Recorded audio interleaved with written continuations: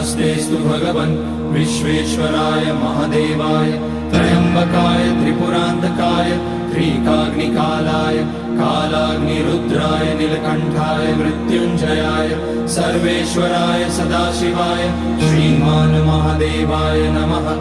ॐ नमः शम्भवाय च मयोभवाय च नमः शङ्कराय च मयस्कराय च नमः शिवाय च शिवतराय च।